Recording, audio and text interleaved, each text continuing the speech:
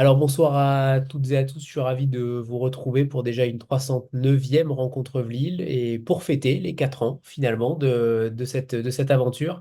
Et ce soir avec Myriam Chirousse, on va donc fêter ça pour son roman L'homme au perroquet vert aux éditions Bûcher-Chastel. Bonsoir Myriam. Bonsoir Anthony, bonsoir à tout le monde. Je suis très contente que cela coïncide en plus avec votre anniversaire et vos 4 années. Grand bravo, c'est super. Merci. Et bon, voilà, la Alors, soirée est lancée. on va débuter, on va faire un petit rapide parcours, retour sur votre parcours en tant que.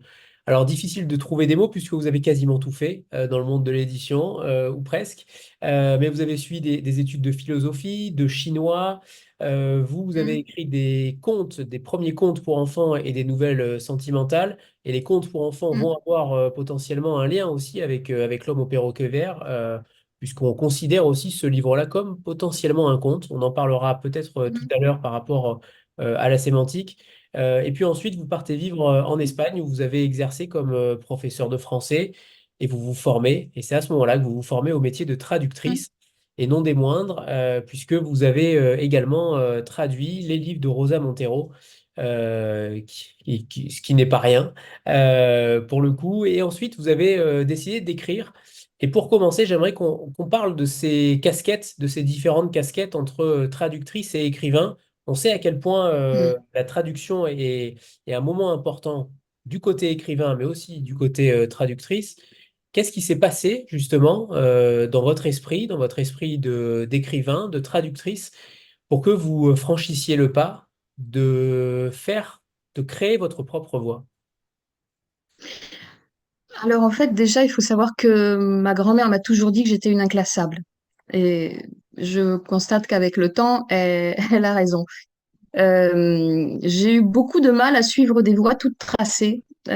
C'est pour ça que je suis allée voir ce qui se passait du côté de la philosophie, puis j'ai voulu apprendre le chinois pour comprendre ce qui se passait dans la tête d'un Chinois, puis j'ai beaucoup cherché en fait, j'ai beaucoup cherché de tous les côtés. Et c'est en allant vraiment chercher sur le terrain en Espagne que j'ai découvert que j'étais faite pour finalement vivre entre deux pays, pour parler deux langues. Et eh bien, ce côté inclassable, d'être un petit peu entre deux chaises, comme on dit, bah, finalement m'a donné un rôle de passerelle. Et c'est avec la traduction que j'ai trouvé le sens un petit peu à toutes mes curiosités, puisque dans chaque nouveau livre, là je parle un peu plus de la traduction, chaque nouveau livre, c'est se mettre dans un nouvel univers, c'est s'intéresser à de nouveaux horizons. Donc pour moi, ça nourrit tout à fait ma curiosité. Maintenant, on peut penser que c'est la traduction qui m'a amené à l'écriture, mais en fait, ça s'est presque passé enfin, ça s'est passé dans l'autre sens parce que j'écris depuis toujours, en fait. Je suis de ces personnes qui sont des enfants écrivains, des enfants qui, pendant leurs grandes vacances, prennent leur cahier et commencent à raconter des petites histoires avec des animaux de la ferme et toutes sortes de choses comme ça. Et donc, l'écriture m'a toujours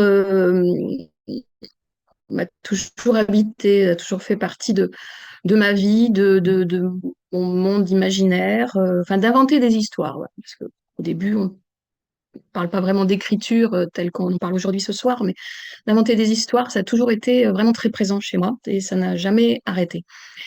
Mais maintenant, c'est une chose d'inventer des histoires, c'est autre chose de savoir quoi faire avec. Donc, le chemin pour arriver jusqu'à la publication a été beaucoup plus long.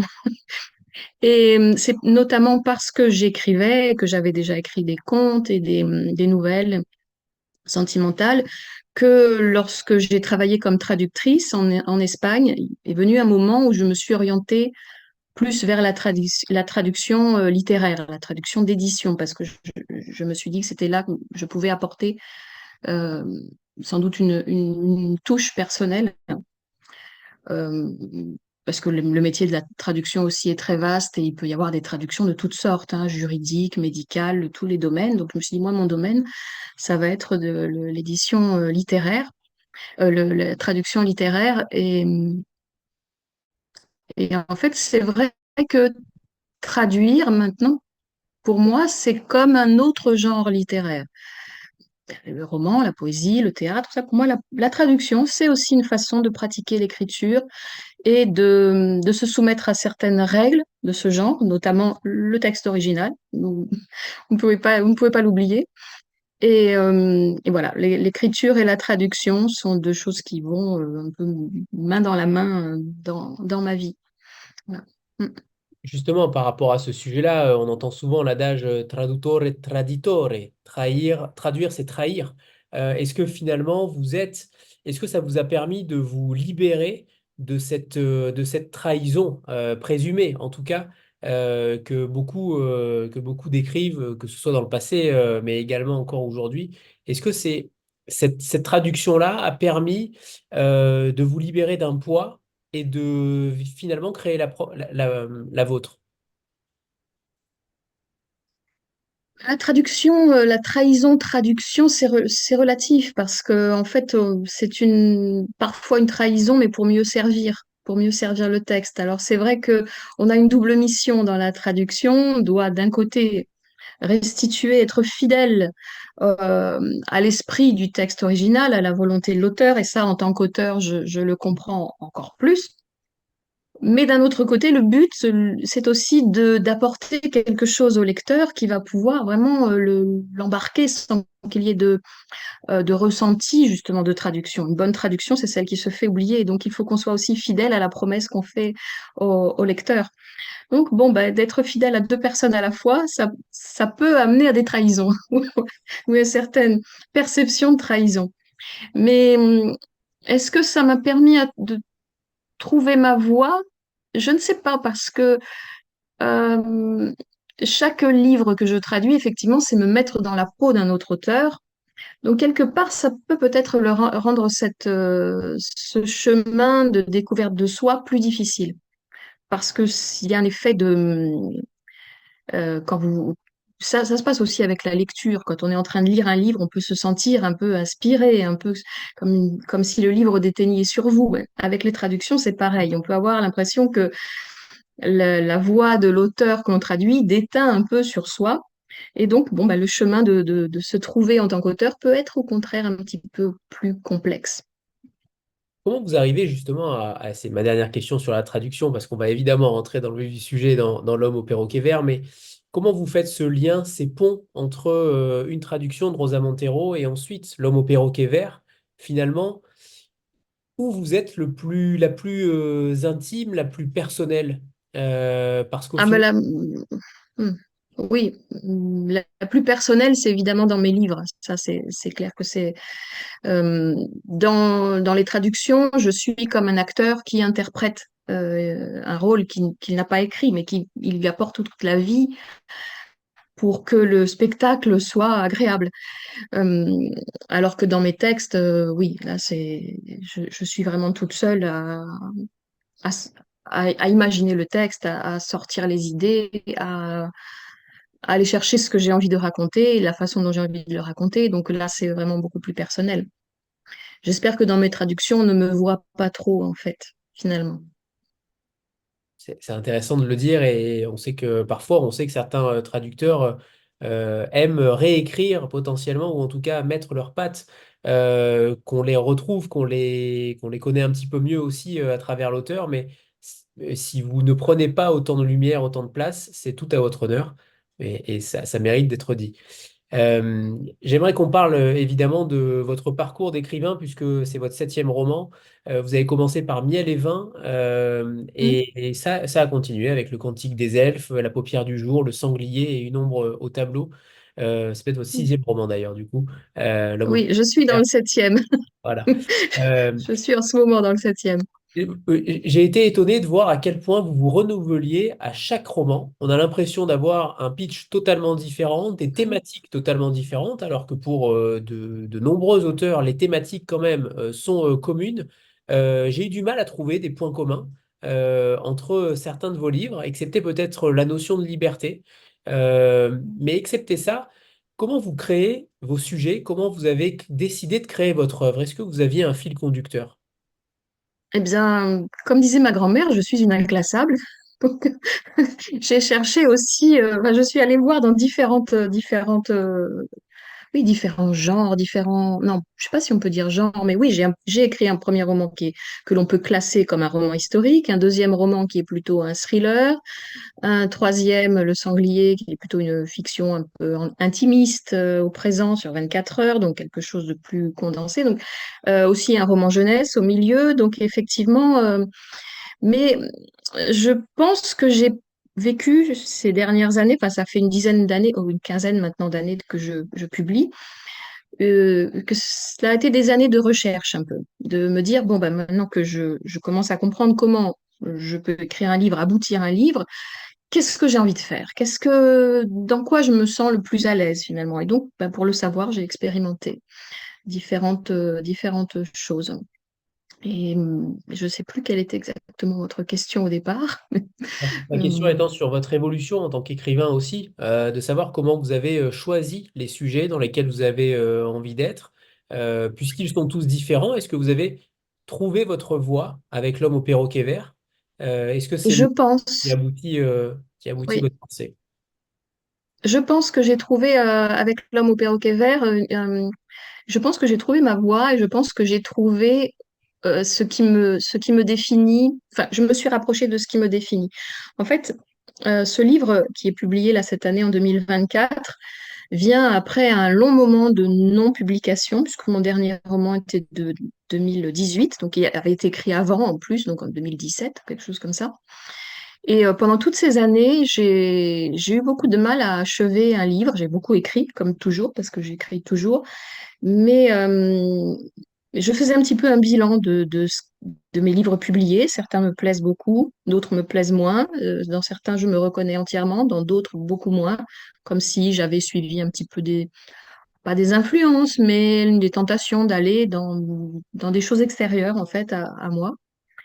Et, euh, et du coup, j'ai eu envie de revenir avec L'homme au perroquet vert à des thématiques qui me sont chères. Le fait que ce soit un roman historique, enfin, ou que l'on peut classer comme historique, bon, c'est du XXe siècle, c'est pas si loin de nous quand même, hein, mais je pense qu'on sent qu'on n'est pas dans le monde contemporain quand même.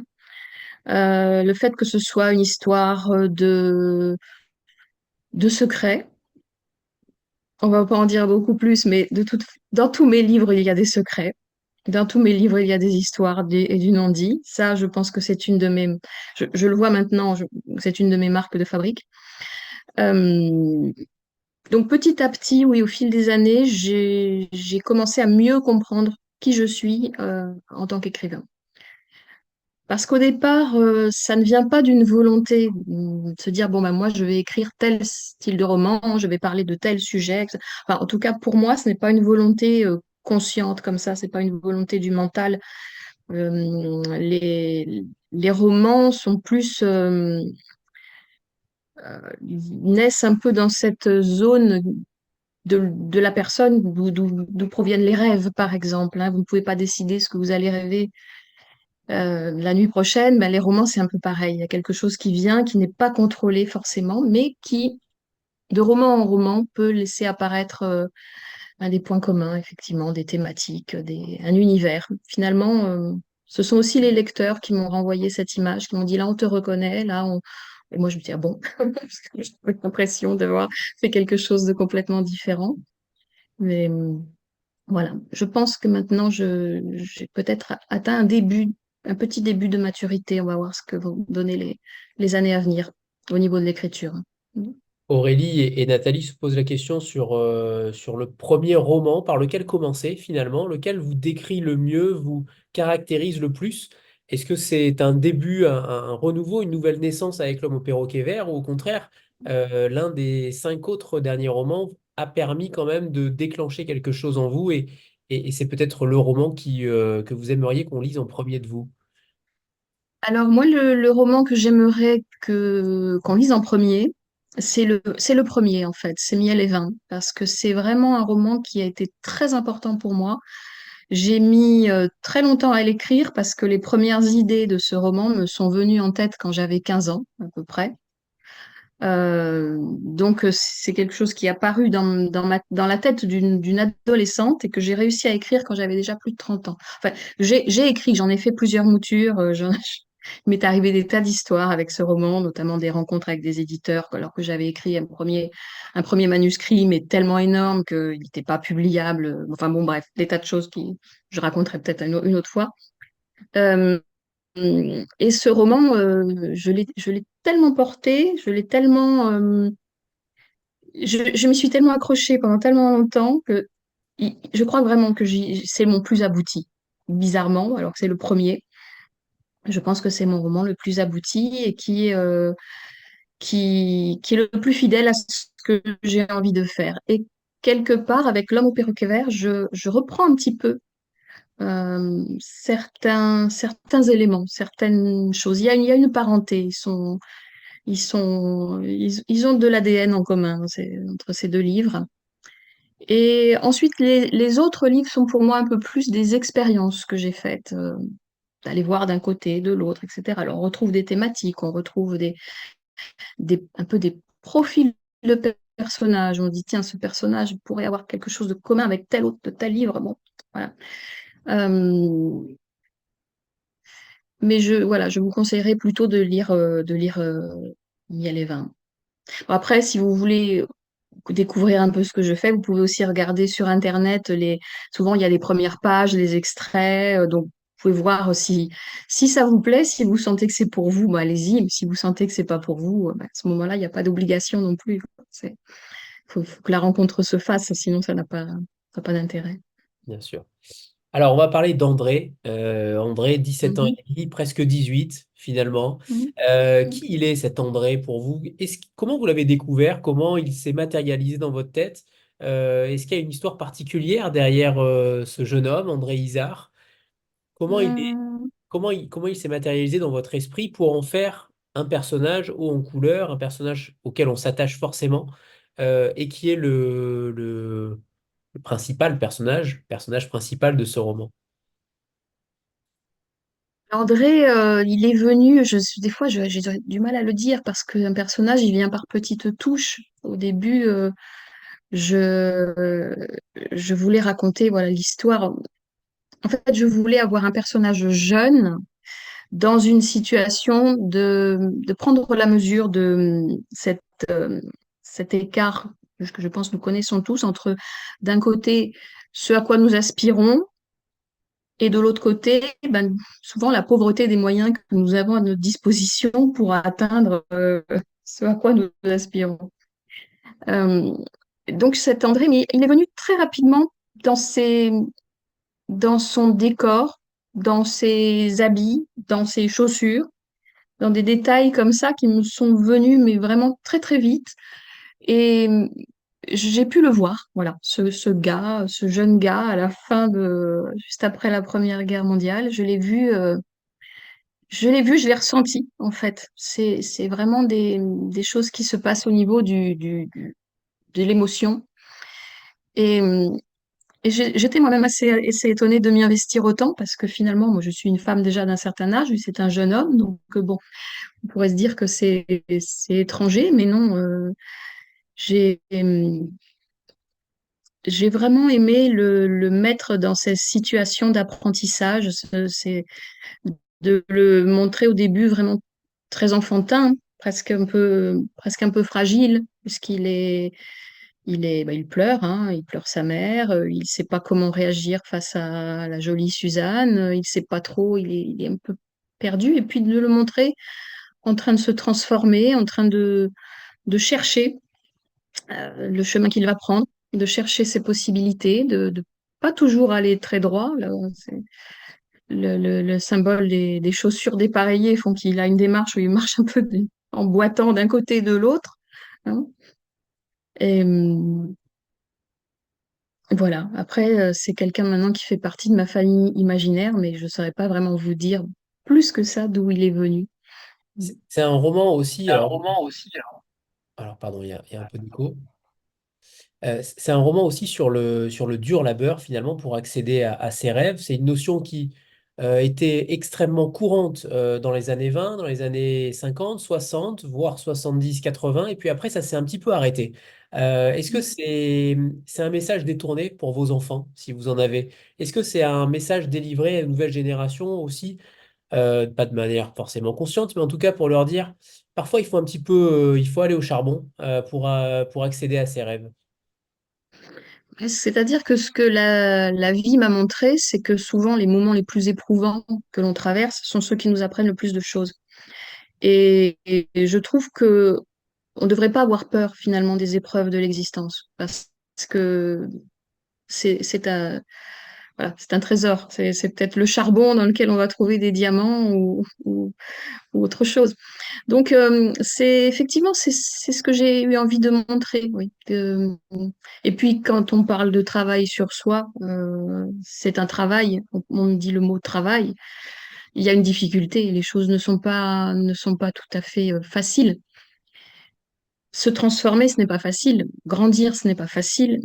Passer de l'adolescence à l'âge adulte, ce n'est pas facile. Donc, c'est une façon de montrer que, ben oui, ça a sa place dans l'existence et c'est pas grave. Enfin, on va dire si on a des difficultés, des galères, si on doit passer par des moments éprouvants, des moments difficiles, ben, ça fait partie de ce qui nous fait avancer, ce qui nous fera peut-être un jour atteindre un grand âge en étant une grande personne sage et qui connaît la vie et qui peut l'expliquer à ceux qui suivent. Donc, n'ayons pas peur de la vie, quoi. Cet André, il a quand même un univers familial, un environnement familial qui est inexistant puisque ses deux parents, son père est décédé, sa mère vient de mourir et le roman débute ainsi par la mort maternelle, ce qui nous fait penser à bon nombre de grands écrivains là aussi. Comment vous avez forgé justement, parce que ce roman, il est quand même bourré de références, alors peut-être qu'elles étaient inconscientes, je ne sais pas, mais j'en ai vu des tas. Euh, Comment vous avez forgé cet environnement finalement familial d'André? Parce que ça m'intéresse particulièrement. C'est un orphelin dans les années 20, extrêmement pauvre, évidemment, faute d'argent pour se soigner, sa mère décède. Mm, Il y a quand même un mm, univers extrêmement sombre, mais en même temps qui était extrêmement réaliste et commun finalement à cette époque-là. mm. En fait, cet André, il m'est apparu dépouillé de tout. Je ne le voyais pas, lorsque je commençais à travailler sur ce personnage, je ne le voyais pas avoir des liens avec des cousins, des grands-parents, avoir toute une famille autour de lui. Donc, je le voyais vraiment seul au monde. Il n'y a pas 36 000 façons d'être seul au monde. Vous pouvez faire un naufrage et être sur une île déserte, voilà. Ou alors, bah, il fallait bien trouver la façon de le couper le plus possible de ses liens familiaux. Donc, effectivement, il a un père qui est mort depuis longtemps, lui qui était apparemment aussi un abruti, un alcoolique, enfin, pas du tout un père de ce qu'on a envie d'avoir, qui lui-même était un peu un solitaire aussi, en fuite enfin, qui tient sa famille à distance, juste évoqué comme ça, pour comprendre qu'il n'y a pas de d'oncle, il n'y a pas de tante, il n'y a pas de tout ce réseau familial. Et puis sa mère aussi est une orpheline. Donc il y a quelque chose comme un peu un destin de solitude chez André. Euh, et c'est comme ça qu'il m'est apparu. Je ne peux pas vous le dire autrement. C'est... Est-ce qu'on on a l'impression que cette mort brutale est un déclic pour lui, un déclic à un futur destin? Est-ce que vous faites des scénarios différents dans ces personnages-là? Est-ce que l'histoire aurait pu très bien se dérouler avec une mort peut-être un petit peu plus longue, un petit peu plus lointaine? Est-ce que vous marchez par déclic finalement lorsque vous écrivez des romans? Est-ce que cette mort-là faisait partie de ces ressorts, de ces déclics pour déclencher la narration et pour déclencher le destin, la nouvelle vie, le nouvel environnement d'André? Oui, c'est tout à fait ça. Cette mort était un déclic. Cette mort, c'est le point de départ, c'est le passage entre vraiment son état d'enfant, très lié à sa mère, puisqu'il est la seule personne qu'il a, et très lié aussi aux histoires de sa mère, aux transmissions de sa mère, à ce qu'elle lui transmet, à ce qu'elle lui transmet pas, à ce qu'elle déforme ou ce qu'elle déforme pas dans ce qu'elle lui transmet. Et donc, sa mort est le point de départ de ben, qu'est-ce que je vais faire maintenant, finalement. Euh, donc oui, c'est tout à fait un élément déclencheur, quoi, comme on dit en narration. Et le deuxième élément peut-être déclencheur, c'est l'aide de Maître Simon, ce forgeron de village, bossu, tordu, la risée de beaucoup. Alors là, on Mm, pense évidemment à Quasimodo, au bossu de Notre-Dame. qui Mhm. lui offre ce moyen de rester finalement dans son élément, qui lui offre un métier, qui lui offre un apprentissage. Ce Mhm. maître Simon, qu'est-ce qu'il représente aussi pour vous au sein de l'écriture? Qu'est-ce qu'il a comme fondement?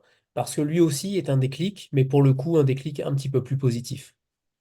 Oui, Maître Simon, bah, au niveau de l'écriture, on pourrait dire qu'il correspond à tous ces personnages de mentors, hein, tous ces personnages qui vont aider le héros, qui vont lui montrer une voie, qui vont essayer de lui donner des outils, qui vont lui donner des conseils, pas toujours écouter, mais bon, c'est un personnage qui est là, qui a un petit peu plus d'expérience. On ne sait pas non plus d'où il vient. Il est, il a sans doute été éprouvé par la vie aussi, hein, mais il en a fait sa philosophie, il a dépassé les difficultés.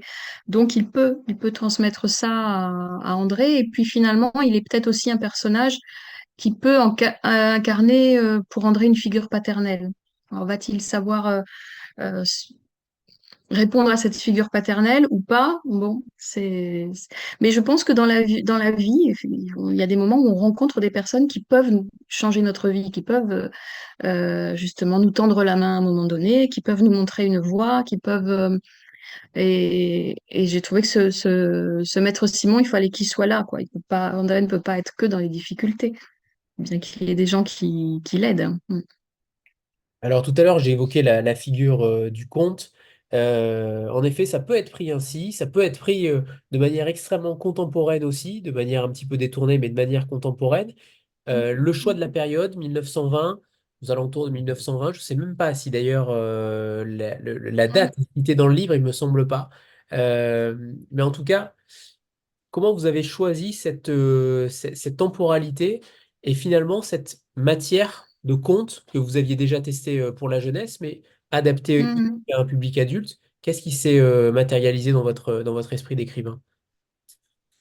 La date, je crois, ne figure pas exactement, mais on peut recouper par le fait qu'il y ait le premier anniversaire de l'armistice qui est évoqué, la statue des, des, des soldats, des poilus qui est installée dans le village, des choses comme ça. Donc on est vraiment dans ce passé immédiat de la Première Guerre.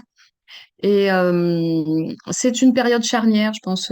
C'est une période qui, pour moi, symbolise le passage d'une époque vraiment ancienne, vraiment historique, à un XXe siècle qui est plus proche, plus contemporain. Donc là aussi, de même que André, dans le passage entre l'enfance et l'âge adulte, on a finalement une société qui est aussi dans un passage, dans un moment de passage, dans un moment de difficulté à surmonter, un moment de passage. Et quant à l'aspect conte qu'il y a dans ce livre, en fait, c'est tout à fait vrai. C'est une sorte de conte parce que je crois que ce qui le rapproche du conte, c'est que j'aime énormément tous les éléments symboliques. Je me régale à utiliser du symbolisme et à travailler avec ces éléments-là, à faire que les décors, que les objets, que les matières, que toutes les choses qui créent l'univers que je raconte et que le lecteur va avoir ensuite dans sa tête, soit des symboles. Et donc ça rejoint l'univers du conte, en fait. Puisque on raconte une histoire, mais elle peut être reçue à plein de niveaux différents, donc, comme les contes, en fait. Je reviens sur la question d'avant sur Maître Simon, parce que j'ai retrouvé une phrase qui est aussi parlante, et je vous cite, t'as tes bras, t'as tes jambes, t'as ta fichue tête de mule, c'est assez pour se forger une bonne vie.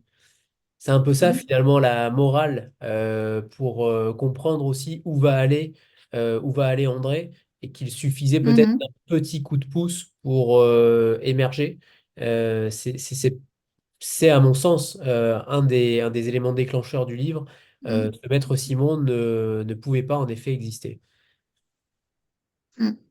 Oui, et puis Maître Simon, lui, il lui montre ce qu'il a, lui. Parce qu'André, il a hérité de beaucoup de choses, mais qui ne lui appartiennent pas. Il a hérité de l'histoire de sa mère, il a hérité d'une rancœur envers les Jourdans, mais qui est liée à l'histoire de sa mère, alors que Maître Simon lui ramène à lui-même. Il dit, hey, mon gars, regarde ce que tu as. Et tu peux faire plein de choses avec ce que tu as. Tes bras, ta tête de mule, etc. Donc, il le ramène à lui. Et ça, c'est aussi... Oui, il fallait qu'il soit là, ce Maître Simon. C'était pas possible autrement. Alors, vous venez de citer les Jourdans, et en effet, on n'en a pas encore parlé, mais il y a cet mm, attrait, ce fantasme de cette famille-là extrêmement fortunée, l'envie de leur mm, ressembler. C'est une revanche sur la vie et sur les humiliations finalement. mm, Cette famille-là aussi, elle est particulière. On va pas en dire non plus tant de choses, mais il faut quand même qu'on en parle. Ces Jourdans, ils sont exécrables. C'est quand même difficile de les aimer, clairement. C'est la figure du mal, mm, la figure tutélaire du mal. mm. Euh, qu'est-ce qui s'est qu'est-ce qui a été envisagé derrière cette famille? Mais derrière cette famille, en fait, c'est que André, il a le sentiment de ne pas être à sa place, de toute façon, dans sa pauvreté, bon, l'image que lui renvoyait son père d'alcoolique, vraiment abruti, tout ça. Donc, il n'est pas à sa place. Et donc, ni dans ce village, il sent qu'il appartient à autre chose, ou il voudrait autre chose. Et donc, les Jourdans correspondent à ça, correspondent à cette une de ses aspirations, mais c'est une aspiration un peu sombre, je dirais. C'est pas forcément le bon côté à suivre. Il, il y a l'envie de leur richesse, il y a un ressentiment, il y a beaucoup d'émotions négatives. Il pense, par exemple, qu'il est méprisé lorsqu'il croise la vieille Jourdan. Il se sent méprisé par son regard. Il sent qu'elle le regarde d'une façon particulière, mais lui, il le ressent elle me prend pour voilà pour un moins que rien. Donc il ne supporte pas ça. Et cette famille Jourdan, c'est on est aussi dans voilà dans quelque chose d'excessif, quelque chose de cette femme terrible, c'est comme une espèce d'impératrice dans son petit domaine. Donc mm, c'est Et, et à une côté, tentation. une tentation. Et à côté de ça, on a cette mère décédée, Apolline, ces Mm, souvenirs de mère qui sont extrêmement poignants dès le début du livre, et vous allez nous en lire mm, un premier extrait, mais j'aimerais qu'on parle de cette mère qui existe dans le livre, malgré son décès primaire. Euh, qu'est-ce qu'il y a derrière cette mère-là? Qu'est-ce qu'il y a comme ressenti? On sent que, je ne sais pas si c'est intime ou pas, mais en tout cas, on n'écrit pas sur la mort d'une mère sans raison. C'est plutôt rare. J'aimerais que vous nous parliez peut-être de cette volonté de déclencher le roman ainsi, et ensuite de nous mm. parler de cette mère dans le récit. Oui, oui, oui, c'est certainement pas anodin et je sais pas si je vais pouvoir en parler de façon très pertinente, mais il faut quand même, je vais quand même dire que le fait qu'il y ait une mère qui meurt dans ce livre mais qui soit quand même présente, c'est un mieux par rapport à certains de mes livres dans lesquels il n'y a pas du tout de mère. Donc, quelque part, le personnage de la mère revient, arrive à faire surface. C'est peut-être pas mal. Mais oui, c'est une mère qui est omniprésente dans son absence. C'est ça qui est étonnant, c'est elle meurt physiquement et pourtant tout ce qu'elle a transmis à son fils est encore là. Et c'est comme quelque chose qui lui, comment dire, bah, qui crée qui oriente un peu son destin, parce que finalement, il a beaucoup écouté ses histoires, il est beaucoup imprégné de tout ce qu'elle lui a transmis. Et là, il y a sans doute une dimension transgénérationnelle, en fait, entre André et sa mère, et ce qu'elle a vécu, sa propre enfance d'orphelin, et puis tout ce qu'elle lui transmet de, euh, bah, justement, cette existence de servante qu'elle a eue chez les Jourdans, la vision qu'elle a eue de la richesse, lui ne l'a pas vue vraiment, il voit à travers les yeux de sa mère. Et c'est ça, en fait, un de ses problèmes, si, si j'ose dire. C'est, c'est peut-être un livre sur le fait de se détacher de la vision de sa mère, en fait, hein. Là, j'y avais pas pensé si clairement, donc c'est que il doit y avoir de ça. Mm. Alors, on reprend une petite photo de groupe avant que vous nous lisiez donc cet extrait qui parle de cette mère-là et des souvenirs de cette mère-là. Voilà, préparez-vous. 3, 2, 1, c'est bon, parfait, c'est OK. C'est à vous, Myriam, pour un premier extrait. Super. Alors, je vais vous lire l'extrait. Donc, c'est vrai que le premier extrait, bah, j'ai choisi, voilà, cette mère tout début du livre, hein, au moment de l'enterrement, où finalement, ben, c'est au moment où on la met en terre qu'elle commence à prendre vie, quoi, et qu'on la voit apparaître presque sans rupture. On est dans le point de vue d'André, puis d'un seul coup, on bascule dans son point de vue à elle, tel qu'elle l'a transmis à son fils, où elle lui a parlé de sa vie, de son enfance et de son enfance orpheline au pensionnat. Et puis, à l'âge de 10 ans, cet autre jour terrible, où on l'avait menée chez les Jourdans, la fin de son enfance. C'était en plein hiver, juste après les rois. Dommage de partir ce jour-là, car les bonnes sœurs avaient coutume de distribuer à leurs pensionnaires les parts de galettes invendues de la veille, encore un peu moelleuses. Sœur Marthe, qui l'accompagnait, lui avait dit pour consolation que chez les Jourdans, elle aurait de la brioche toute l'année, ils étaient riches. Elles avaient longtemps marché sur une route boueuse qui s'étirait à travers des champs poudrés de neige. Un vent glacé bousculait dans le ciel des nuages si épais que le soleil ne les perçait pas de son œil pâle. La petite fille, qui deviendrait sa mère, ne savait plus si c'était encore le matin ou déjà l'après-midi. La faim qui annonçait la mi-journée avait déserté son ventre noué. D'une main, sœur Marthe tenait sa maigre valise en carton. De l'autre, comme si elle eût craint que l'enfant ne glissât hors de sa poigne pour courir à travers champs, elle serrait sa menotte frêle. Ça et là, au milieu des labours dentelés de blanc, des créatures noires et pointues fouillaient la terre. La fillette avait d'abord cru à de gros rats, car elle en avait vu dans les dortoirs, et c'était tout ce qu'elle connaissait en ce temps-là des êtres repoussants. Mais les rats s'étaient tout à coup envolés. Pauline, c'était son nom, avait ralenti le pas pour les regarder tourbillonner dans le ciel, effrayés par leur croissement. C'était comme si ces oiseaux noirs criaient leur toute-puissance, comme s'ils régnaient en maîtres sur les arbres dépouillés et les sillons enneigés, sur toute la morne campagne, et jusque sur la robuste religieuse qui tirait sa main pour la faire avancer. Un fiacre les avait dépassés dans une éclaboussure d'eau limoneuse. Elle l'avait regardé s'éloigner, emportée par le trot de ses 4 chevaux.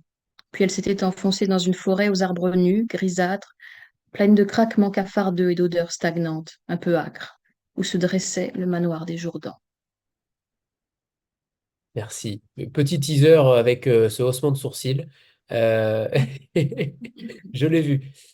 Euh, Alors justement, cette trame Mm, narrative, elle est faite par André, elle n'est pas faite à la première personne, et c'est ça qui est aussi peut-être intéressant, parce que vous auriez pu écrire ce roman clairement à la première personne avec André. Qu'est-ce qu'il y a derrière justement cette narration à la troisième personne, où cet André est un petit peu omniscient finalement?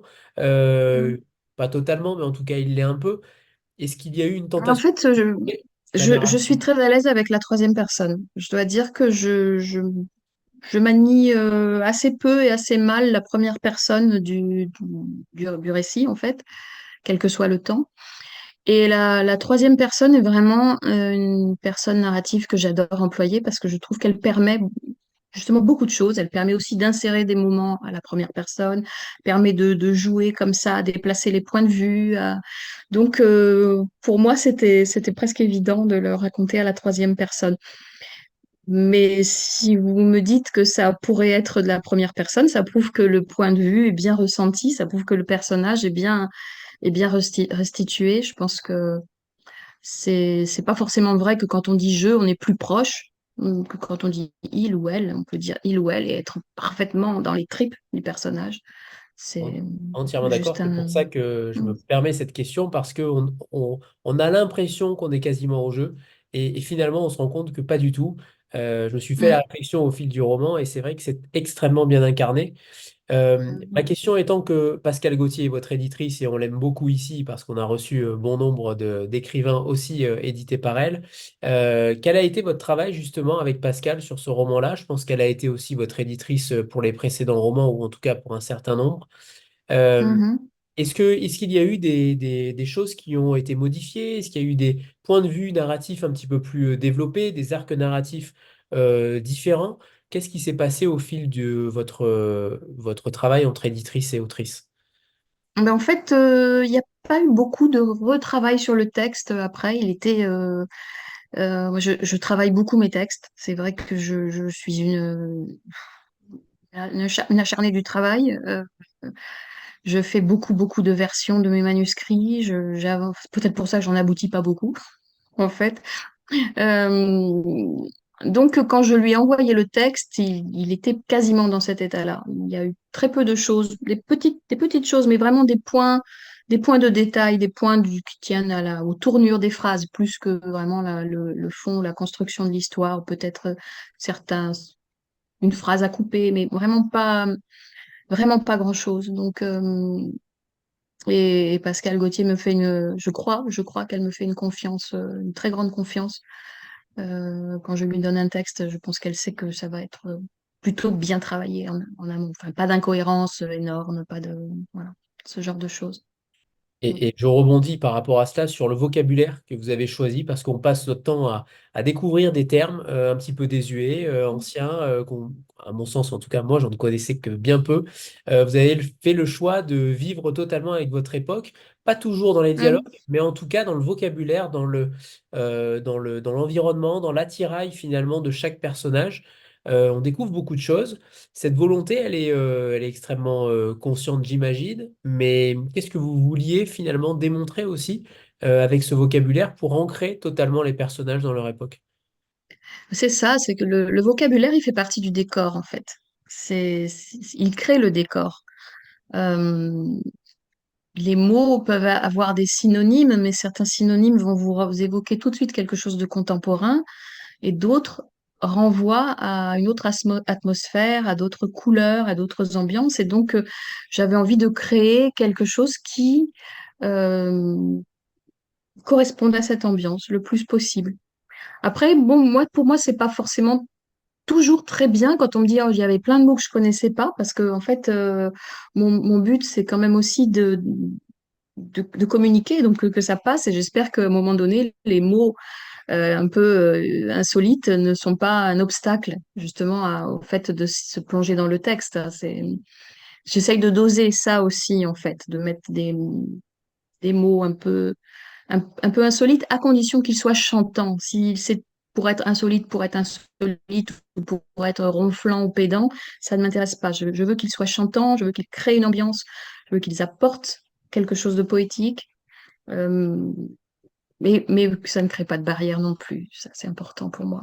Non, ça n'en crée pas, on comprend très vite le sens, ou en tout cas c'est suggéré, mais c'est vrai que est-ce que vous vous êtes aidé de certains matériaux, de certains dictionnaires peut-être?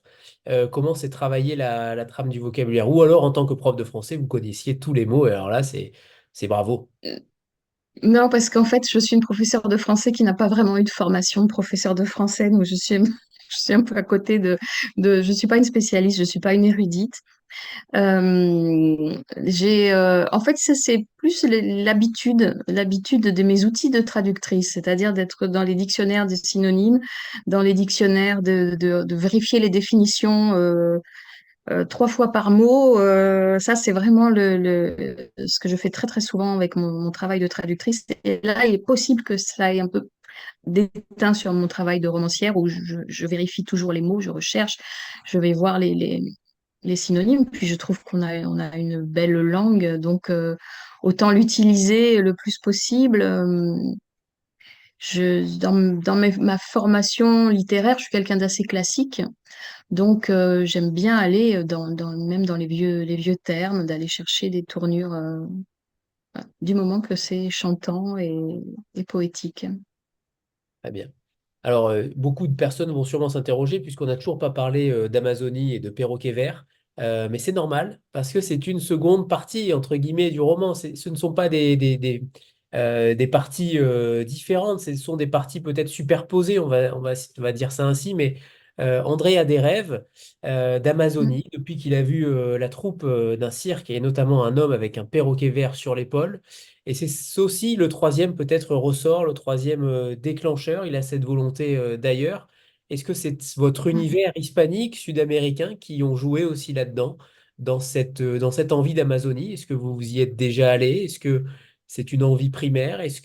Qu'est-ce qui s'est passé derrière cette volonté comment dire, de s'extrader finalement, de s'extraire de cet Mhm. environnement et de partir là-bas? Ah, je ne sais pas pourquoi l'Amazonie. Franchement, je ne sais pas. Je n'y suis jamais allée. Euh, oui, c'est un des ressorts. C'est effectivement ce moment merveilleux ces moments où on a tout à coup la révélation que la vie peut peut-être être plus grande que ce que l'on voit au premier abord, ces moments où on a une envie d'autre chose, une envie d'ailleurs, une brèche qui s'ouvre, un courant d'air, une aspiration. Et ça, André l'a vécu, voilà, enfant. Il a eu cet émerveillement, il a eu c'est ça, cette révélation. C'est presque une petite épiphanie, en fait, quand il voit ce perroquet sur cette épaule. D'abord, il croit que c'est le perroquet qui lui parle. C'est ensuite qu'il voit qu'il y a un visage à côté, qu'il y a un homme qui s'adresse à lui, un forain. Et, hum, et c'est cette envie de partir, de sortir, d'aller ailleurs. Tout est possible. Voilà. C'est l'ouverture du champ des possibles pour lui avec ce perroquet vert. Est-ce que vraiment ça s'est passé comme ça? Est-ce que c'est un souvenir qu'il s'est reconstruit, qu'il s'est bonifié, qu'il a entretenu mais brodé un peu? Peut-être, parce que elle, Suzanne ne se souvient pas de la même chose. Donc, des fois, nos rêves, on croit qu'ils nous viennent de l'extérieur, mais on apporte aussi une petite touche, hein, de nous-mêmes. Donc, André a peut-être effectivement projeté quelque chose de lui-même, de, du destin qu'il entrevoit de lui-même, d'un destin plus grand que ce petit village, plus grand que sa pauvreté. Il l'a peut-être projeté à ce moment-là, ça s'est cristallisé, c'est devenu ce perroquet vert. Il devient cet homme au perroquet vert qui rêve d'Amazonie, qui n'est jamais dans le roman. L'Amazonie n'est jamais dans le roman, ce n'est pas du tout un livre où on va Super. partir en Amazonie avec André. Ou alors, il faudrait que j'écrive la suite, peut-être.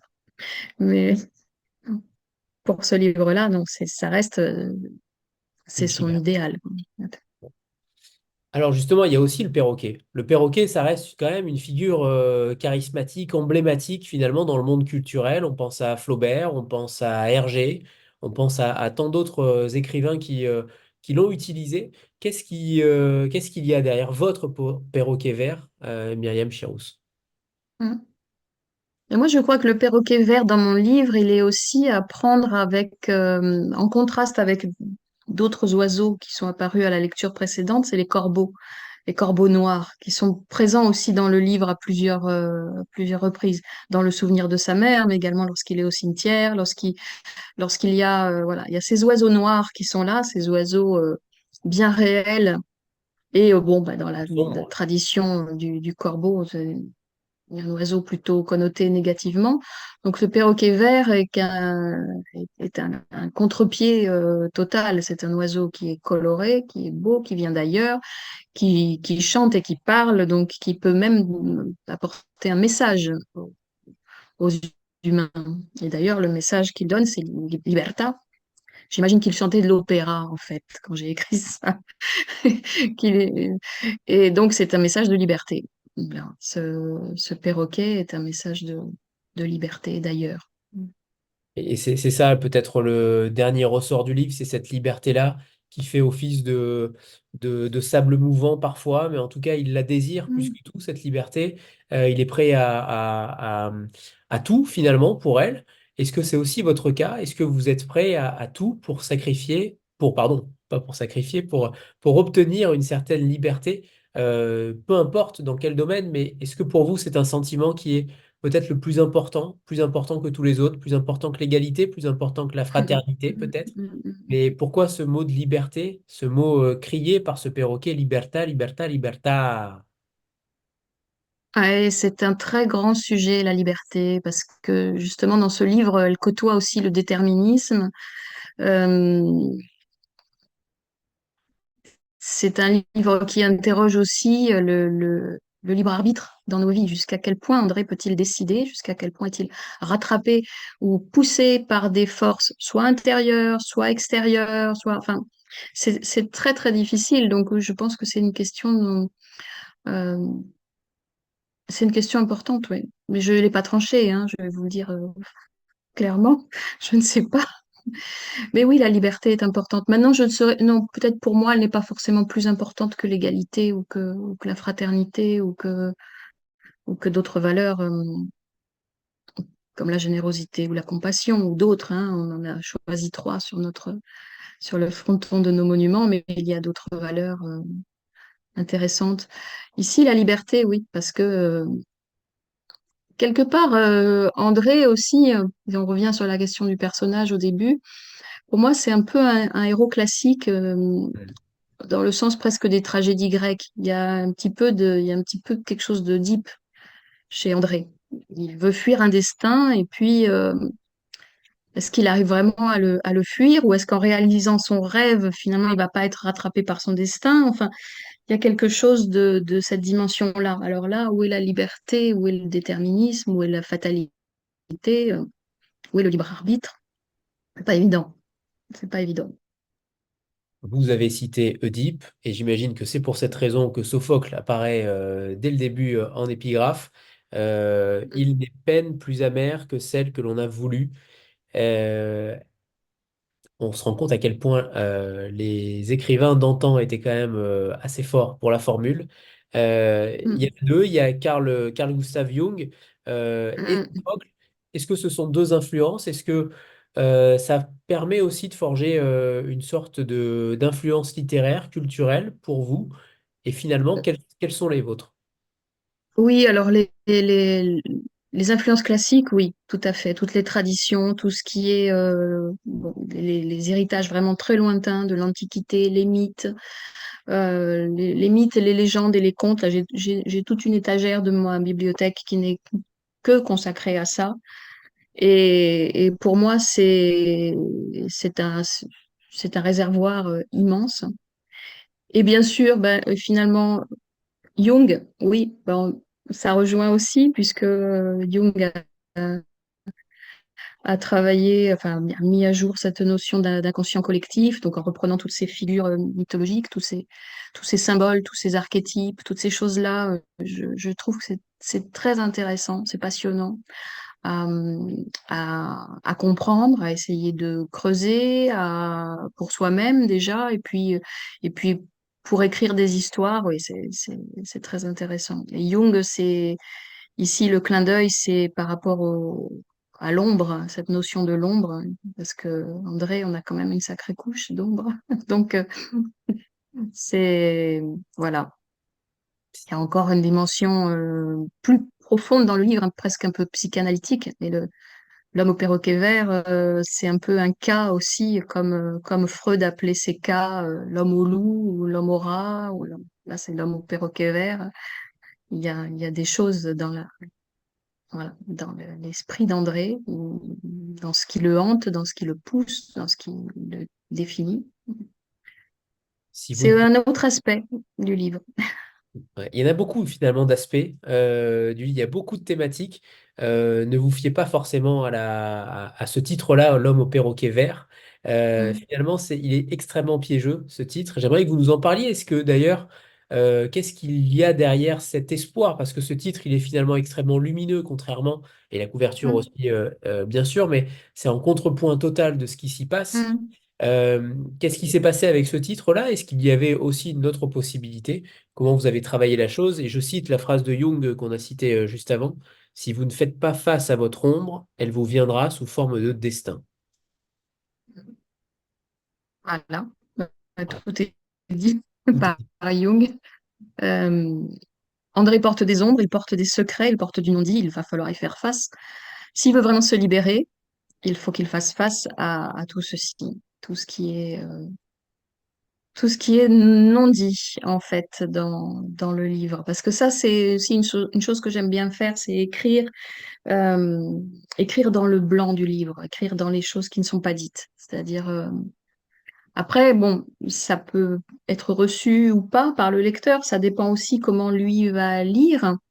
Mais moi, c'est ce qui m'intéresse aussi, de mettre ces différentes couches à l'intérieur, comme les meilleures pâtisseries exotiques, et de mettre voilà, des différentes saveurs. Chacun peut prendre ce qui lui parle.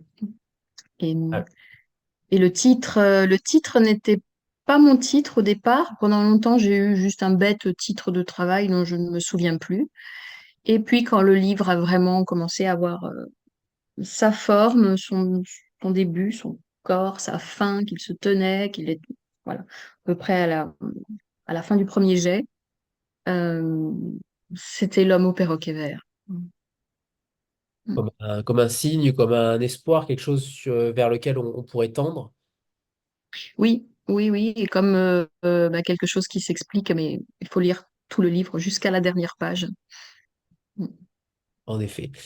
Euh, J'aimerais que vous nous parliez de Suzanne. Il y a un autre. Alors, on n'en a pas du tout parlé, et ça c'est dommage pour l'instant, mais évidemment c'était prévu.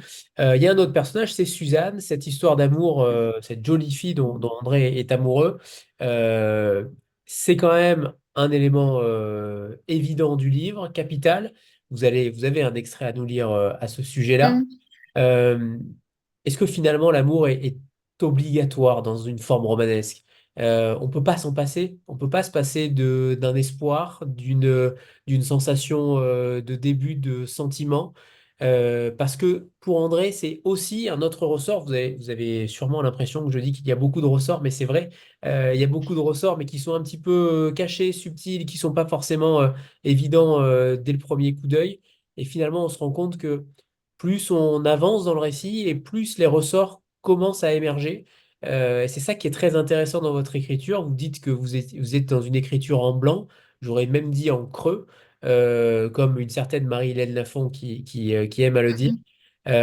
Finalement, cette histoire d'amour-là, qu'est-ce qu'elle représente aussi dans le parcours d'André? Mm. Ben, dans le parcours d'André, Suzanne, elle représente effectivement la découverte du sentiment amoureux, du sentiment très fort, même de la passion pour Suzanne. Et elle représente aussi une autre voie possible. Elle représente euh, quelque chose, une vie où il ne va plus seulement penser à ses rêves à lui ou à ses haines à lui, mais où il va penser à une autre personne. Il peut faire sa vie avec une autre personne. Il peut essayer de l'envisager, même s'il n'est pas bien vu par le père de Suzanne et même s'il y avoir des complications. Mais il a tout à coup une autre vie possible, encore un autre champ des possibles qui s'offre à lui et qui pourrait équilibrer en fait les, les autres possibilités qui sont un peu des extrêmes, hein, entre l'extrême pauvreté et puis l'extrême richesse. Donc, on pourrait trouver un équilibre grâce à cet amour et ça pourrait lui offrir une voie.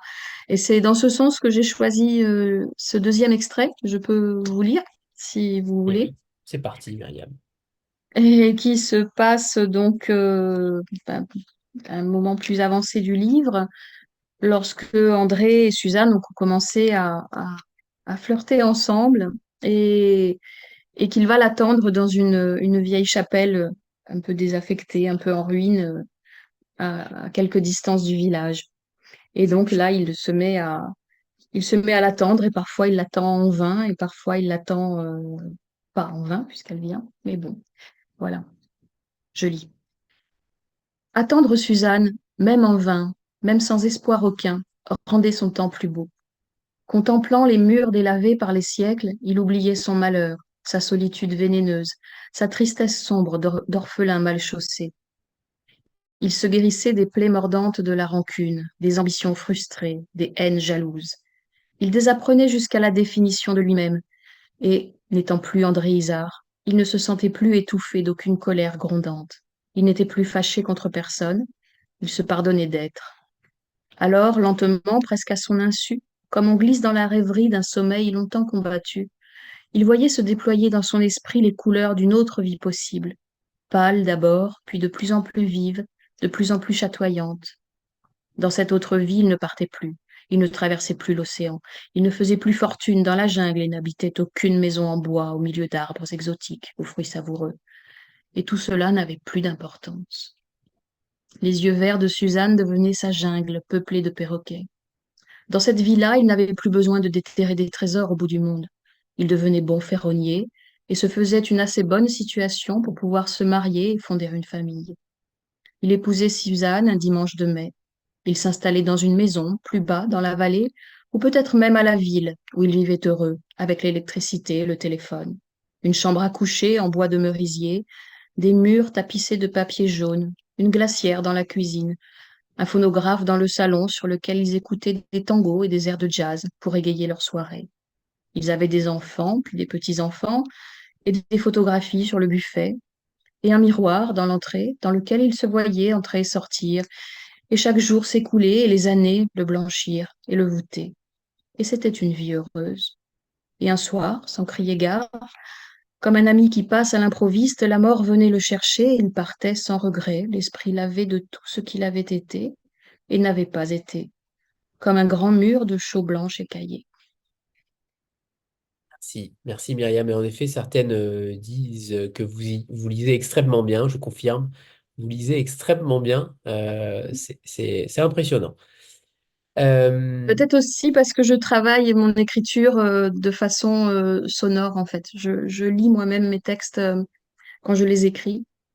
Et, et donc, ben voilà, et c'est du ce qui coup, est je en les. effet, c'est ce qui est en Mm, effet noté dans les remerciements, puisque vous dites que jusqu'à la lecture mm, finale à haute voix devant le feu de oui, cheminée, ça veut donc dire oui, que ça crépitait aussi avec votre texte. mm, mm, tout Euh, à fait, oui. C'est de la musique, en fait, aussi, hein, l'écriture. Mm.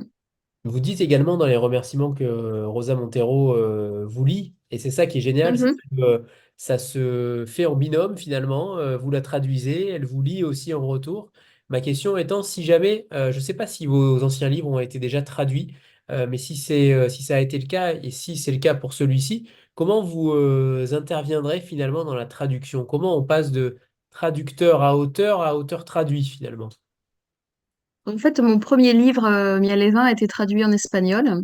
Il faut dire que je l'ai écrit là-bas aussi, en Espagne. Donc, j'étais plus proche du milieu éditorial espagnol à l'époque. Et il a été traduit en espagnol. Et j'ai pu, comme j'étais encore à Madrid à l'époque, j'ai pu travailler avec le traducteur qui était un monsieur charmant, beaucoup plus expérimenté que moi en traduction, qui a traduit d'énormes livres français, anglais, etc. Et qui, c'était amusant. Moi, j'étais jeune traductrice qui débutait. Lui, c'était déjà un maître, un mentor, un vénérable de la traduction.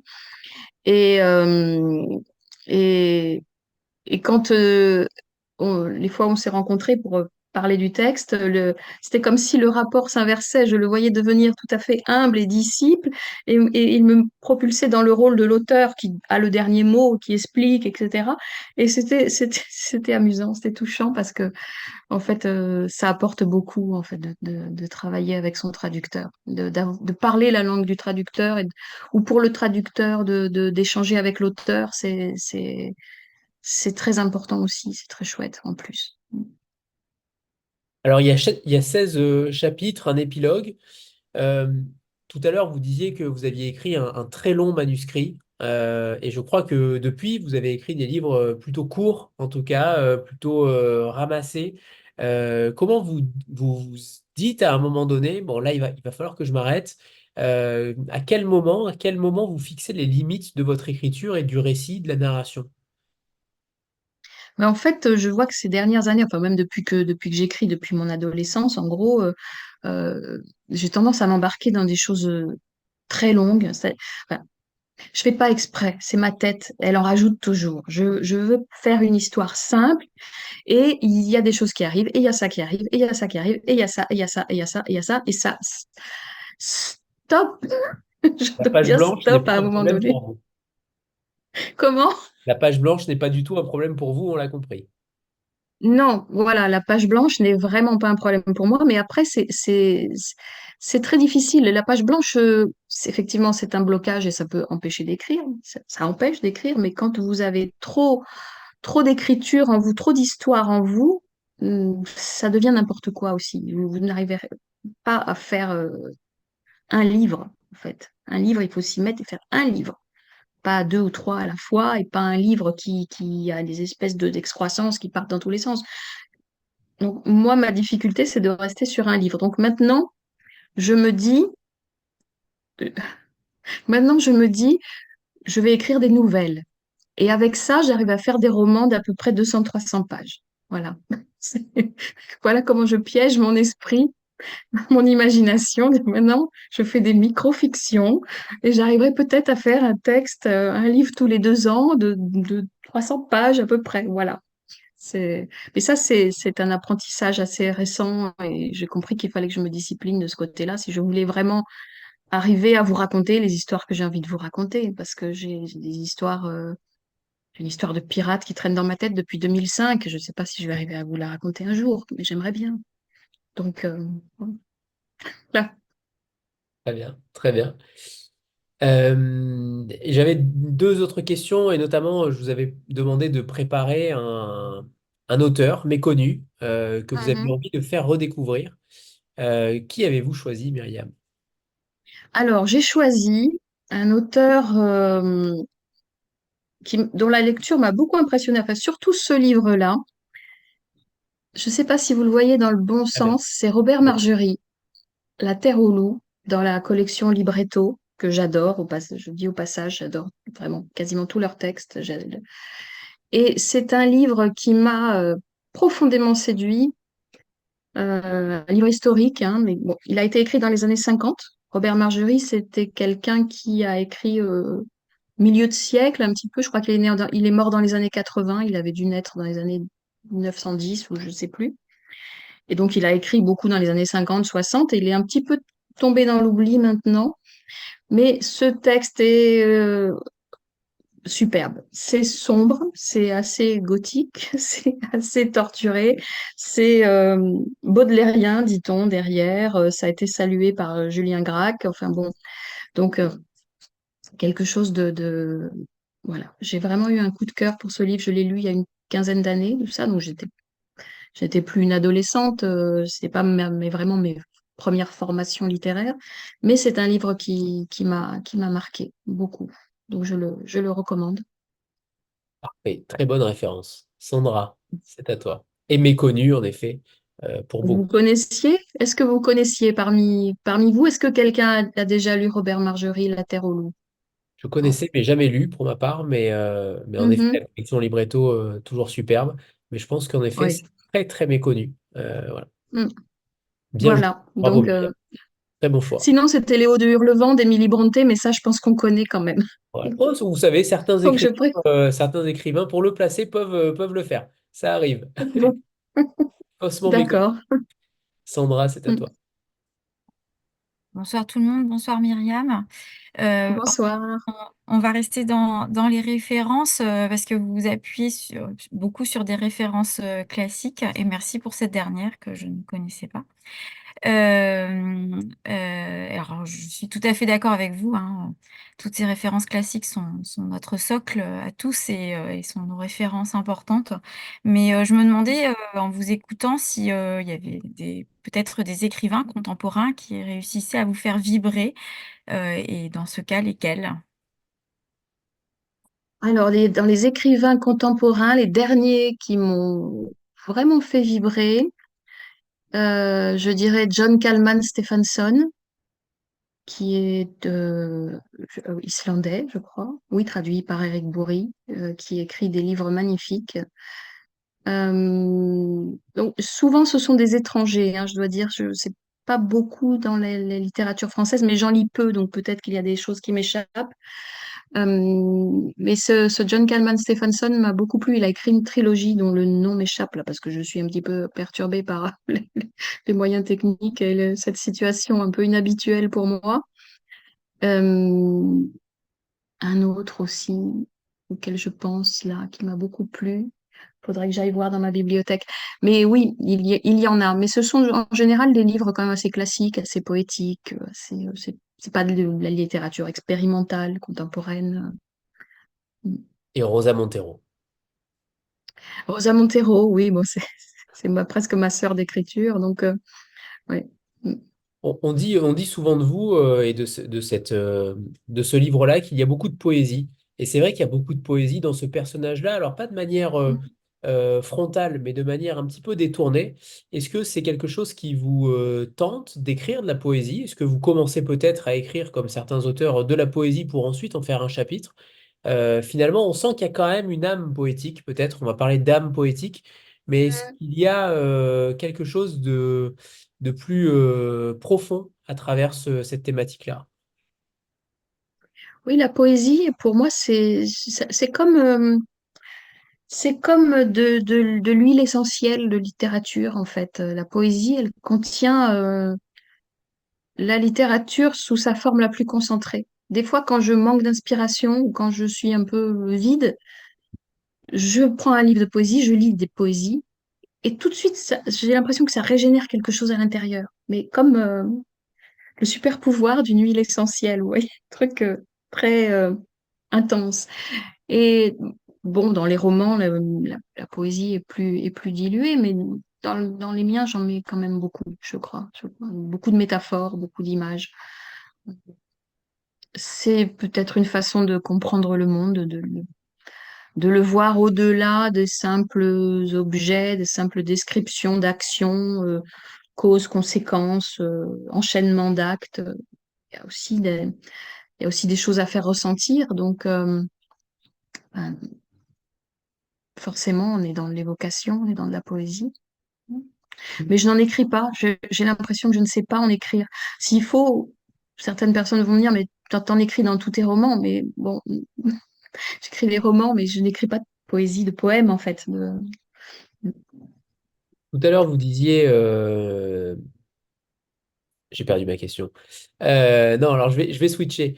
Je vous ai également posé une question sur l'avenir, puisque vous parliez là, vous parlez dans ce livre-là d'une période assez ancienne, 1920, mais finalement, je sais que cette question vous pose problème depuis longtemps. Mais en 2074, dans 50 ans, comment vous imaginez cette société? Comment vous voyez l'être humain évoluer? Que ce soit sur une thématique particulière, ça peut être en effet sur le fait de s'en sortir dans une vie, la manière comme André se sort finalement ou pas de sa condition, ou alors de manière beaucoup plus générale, c'est à vous de choisir. Mais comment vous imaginez C'est, cette c'est, là. c'est une sacrée question que vous m'avez posée là. Comment je vois le monde, comment je vois la société en 2074. Je me suis dit, ouf, moi qui ai déjà tellement de mal à voir le monde et la société de nos jours, j'ai déjà tellement de mal à comprendre ce qui s'y passe. Alors en 2074, euh, en fait, en réfléchissant à votre question, la première chose qui m'est venue, c'est presque de le vivre comme une expérience. Et je me suis sentie, je me dis, bon, bah voilà, alors imaginons, je suis en 2074, qu'est-ce que je vois, comment ça se passe, comment c'est autour de moi. Et alors, autour de moi, c'est pas terrible parce que là, je suis vraiment dans une maison de retraite, quoi. J'ai 2074, je viens d'avoir 101 ans la semaine dernière. À cet âge-là, je n'arrive plus à bouger. Alors un miracle, c'est que quand même j'y vois clair, parce que avec les yeux que j'ai, notamment celui-là qui a des problèmes déjà, qui en 2000, à l'époque où je faisais des vlils, parce que maintenant c'est vieux les vlils, hein. Je sais plus si on s'en souvient, mais à une époque ça a vachement bien marché. Cet œil avait déjà beaucoup de problèmes et j'étais persuadée à cette époque-là que j'allais finir aveugle. Et ben heureusement, ils m'ont mis un truc, ils m'ont mis une espèce d'œil bionique, un truc relié au cerveau. Je sais pas s'ils ils ont dû toucher le cerveau aussi parce que j'en avais besoin. Donc je vois quand même que je suis dans une chambre, je vois que je vois que je ne vois pas grand-chose. Alors, il y a une aide-soignante qui vient me voir. Elle est très sympathique. Je pense qu'elle vient d'un pays asiatique ou peut-être que d'à côté, je ne sais pas, parce que de toute façon, on voyage tellement vite maintenant que vous pouvez être né dans un coin et aller travailler à l'autre bout de la planète en un rien de temps. Donc, on n'a pas besoin non plus de parler la même langue parce qu'il y a les traducteurs automatiques. Donc, ça, bon, à un moment, j'ai cru que j'allais perdre mon travail, mais je ne l'ai pas perdu parce que la littérature se traduit toujours. Mais bon, voilà, je peux parler avec elle et je lui ai demandé du coup qu'elle me raconte un petit peu comment ça se passe et tout. Et elle m'a dit que, bah, en fait, elle m'a regardé bizarrement parce que elle me dit bah, pourquoi ça vous intéresse? Je dis bah, parce que moi je viens presque d'une autre époque, ma petite, j'ai 101 ans. Et puis ça me permettra de faire un voyage dans le temps pour aller raconter à des amis là sur une soirée Lille.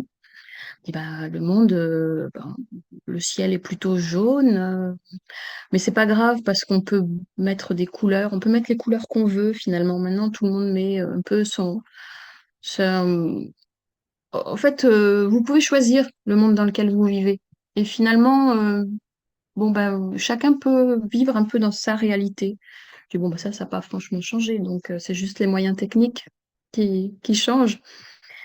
Les gouvernements sont toujours en train de se taper dessus, les uns, les autres, personne n'est content, tout va mal. Je dis, ah bah, ça va, c'est comme en 2024, alors il n'y a pas tant d'évolution que ça.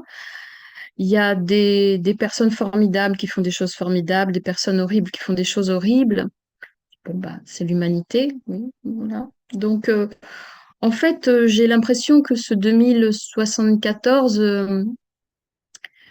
ne ressemble pas vraiment à autrefois dans ses décors, dans ses objets, mais que le fond reste le même. Le fond de l'humanité reste le même, et c'est pour ça que finalement les histoires qu'on a pu raconter autrefois sont toujours importantes aujourd'hui, en 2074, et que beaucoup de gens qui vont continuer à en raconter aussi. Presque tout le monde écrit, hein. Alors là, en 2074, tout le monde a fait son livre, ou plusieurs, tout ça, tout le monde, voilà. Il n'y a plus beaucoup de livres papier. Ça, c'est vrai que c'est des objets de collectionneurs. Mais bon, vous pouvez vous brancher. En fait, c'est même plus les tablettes, hein. Vous vous branchez directement avec un petit cordon, tac, dans la tête, et vous avez le livre. Donc, vous pouvez lire rapidement si vous voulez, ou prendre du temps pour lire le livre. Voilà. Bon, voilà un peu, j'arrête mon délire. Voilà un peu comment, comment je vois 2074. Bien, Myriam, vous venez pour la première fois de changer une question récurrente. Ça me donne clairement l'idée de modifier ma question et en effet de faire cette projection-là pour 2074 pour tous les écrivains futurs. Bah, c'est la première fois qu'on arrive à me faire changer d'avis, donc bravo. Bon, Bravo, bravo. C'est une superbe projection, en effet, et on sent que vous allez peut-être aller finalement vers la science-fiction, là aussi, parce qu'il y a quelque chose, vous tenez quelque chose de manière innée, hein, j'ai l'impression, mais être capable de raconter une telle histoire qui se tient et qui en plus est plausible, c'est clairement peut-être quelque chose, en tout cas une thématique dans laquelle il faudrait peut-être aussi aller, même si pour faire honneur peut-être. à votre grand-mère d'inclassable, pour avoir tous les champs, sait-on jamais. Merci, Voilà, merci, voilà. C'est vrai qu'il manque encore quelques cordes à mon arc, mais je vais y penser. merci Mm. Myriam. Alors j'avais une dernière question, puisque tout à l'heure vous avez parlé de symbolisme, moi j'avais parlé de références. Ces Mm. références-là, qu'est-ce qui déclenche finalement? Est-ce que c'est la référence qui déclenche l'écriture du passage ou est-ce l'inverse? Est-ce que c'est l'écriture qui vous fait penser finalement par hasard, par, euh, comment dire, oui, par hasard finalement, à cette référence ou pas? Moi, j'en ai vu Je sais beaucoup en pas. réalité. Euh, J'en ai vu beaucoup, mais peut-être euh, que je l'ai surinterprété aussi parfois. Mais oui, c'est peut-être, le parce cas. qu'en fait, je pense que je ne suis pas vraiment. Enfin, je n'ai pas conscience d'avoir mis beaucoup de références ou beaucoup de clins d'œil à d'autres textes de la littérature, mais maintenant, ils doivent être absorbés. Et par contre, dans les symbolismes, l'utilisation des symbolismes, des objets symboliques, des ambiances symboliques, ça oui, ça c'est assez conscient, c'est assez voulu, comme par exemple le fait qu'il habite dans une masure près d'un moulin à eau où il y a la roue qui tourne. Cette roue qui tourne, c'est un symbole aussi. Et ça, c'est voulu. J'aime bien les moulins. Il y en a déjà un dans un de mes livres, donc je pense que c'est aussi un goût personnel. Mais là, je l'ai utilisé vraiment comme le symbole. Même à un moment donné, il voudrait qu'il y ait une crue de la rivière et que le moulin soit emporté, que la roue s'arrête de tourner. Ça, après, c'est un grand symbole, la roue. Donc, Et, je sais pas si j'en dis plus ou, ou pas. Mais non. bon, voilà, ce sont des choses, des outils, en fait, que j'essaye d'utiliser, de même que je choisis le vocabulaire, tout ça, mais j'essaye de choisir les éléments pour qu'ils soient symboliques et qu'ils puissent parler aussi à l'inconscient. Parce que je pense qu'on s'adresse à toutes les parties du lecteur, ses parties les plus mentales, mais à ses émotions, à son inconscient, à plein de, plein de dimensions à la fois. Donc, c'est, c'est ce que j'aime faire. Et alors, pour finir, pour l'avenir, toujours, alors ce ne sera pas en 2074, ce sera à mon avis bien plus tôt, mais votre prochain roman, vous avez donné une piste tout à l'heure, vous avez dit, je suis en train d'écrire le septième roman. Dans quelle partie vous êtes allé? Dans quelle partie du monde ou dans quelle partie historique finalement vous êtes allé? Est-ce qu'on reste sur un roman où l'histoire a son importance? Alors, si j'arrive à l'amener à terme jusqu'au bout, c'est un roman qui se passera dans un univers un peu, un genre de Moyen Âge, mais un Moyen Âge réinventé. Un peu façon le trône de fer et voilà, ce genre d'ambiance. Donc complètement symbolique, mythologique.